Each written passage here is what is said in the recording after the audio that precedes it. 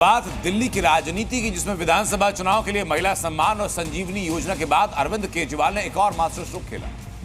अरविंद केजरीवाल ने ऐलान किया कि अगर उनकी पार्टी दिल्ली में फिर सरकार बनाती है तो वो पुजारी ग्रंथी सम्मान योजना शुरू करेंगे, जिसके तहत मंदिर के पुजारियों और गुरुद्वारे के ग्रंथियों को 18,000 रुपए हर महीने दिया जाए। अरविंद केजरीवाल ने ऐलान किया तो उधर सियासत भी तेज हो गई।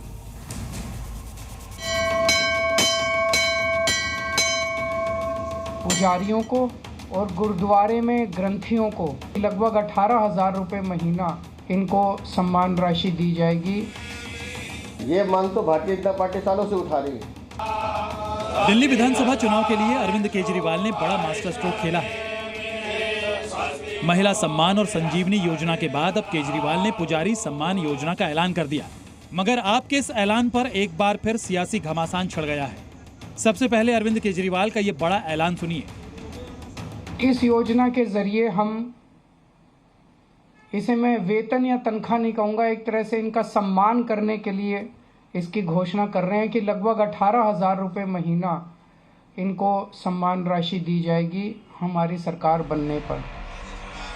दिल्ली विधानसभा चुनाव में वोटर्स को लुभाने के लिए आम आदमी पार्टी ने इस योजना का नाम पुजारी ग्रंथी सम्मान रखा है।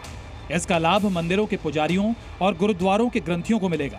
इस योजना के तहत हर महीने 18,000 रुपए दिए जाएंगे। इस योजना के लिए 31 दिसंबर से रजिस्ट्रेशन शुरू होगा और ये रजिस्ट्रेशन कनॉट प्लेस के हनुमान मंदिर में शुरू होगा।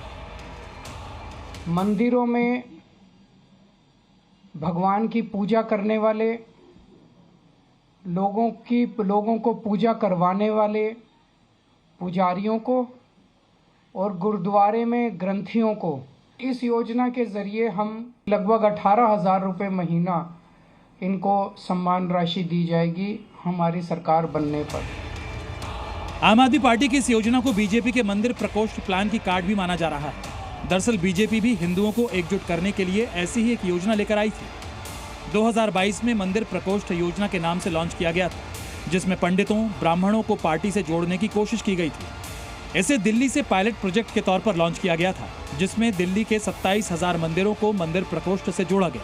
ये योजना खास तौर पर कर्मकांड करने वाले पंडितों को ध्यान में रखकर लाई गई थी, ताकि पंडितों को भी इमामों की तरह मासिक वेतन मिल सके। लिहाजा बीजेपी ने केजरीवाल की योजना पर सवाल उठाते हुए उन्हें घोषणाओं का किंग करार दिया। वहीं अरविंद केजरीवाल ने कहा कि अगर बीजेपी ने इस योजना को रोका तो उन्हें पाप लगेगा। ये मांग तो भारतीय जनता पार्टी सालों से उठा रही है। पिछले 2013 से इन्होंने मौलवियों को तनख्वाह देनी शुरू की थी। अब तक 58 करोड़ 30 लाख कितने हजार है 90,000 रुपये दे चुके हैं। तो अब मंदिर के पुजारी ये पूछेंगे 2013 से लेकर आज 2024 तक तुम्हें हम पंडितों और ग्रंथियों की याद क्यों नहीं आई। पैसे की कमी नहीं होने देंगे।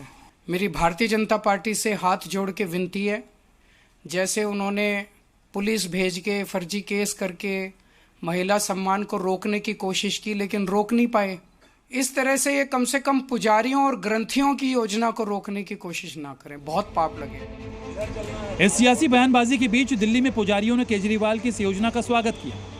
वहीं इस ऐलान के बाद दिल्ली के पुजारियों का समूह अरविंद केजरीवाल से मिलने उनके घर भी पहुंचा। प्रकार से अन्य लोगों को भी सहायता राशि देते हैं, उसी प्रकार से जो है ब्राह्मणों को मंदिरों में गुरुद्वारों में है ना, इन सबको भी सहायता देंगे। तो हमने कहा बहुत अच्छी बात है जी, इसके लिए हम हृदय से उनका स्वागत करते हैं। अगर सभी ब्राह्मणों को सहायता मिल जाएगी तो इससे बड़ी बात और क्या हो सकती है। तो ये हमारा नम्र निवेदन, भगवान की सहायता जरूर। हाँ, जो कुछ मिल जाए, जहाँ नहीं कुछ मिल रहा है वहाँ कुछ मिले तो संतुष्टि तो होगा ही। अब देखना होगा कि अरविंद केजरीवाल का ये हिंदू कार्ड दिल्ली चुनाव में कितना कारगर साबित होता है। दिल्ली से राहुल मिश्रा और वरुण भसीन के साथ ब्यूरो रिपोर्ट, जी मीडिया।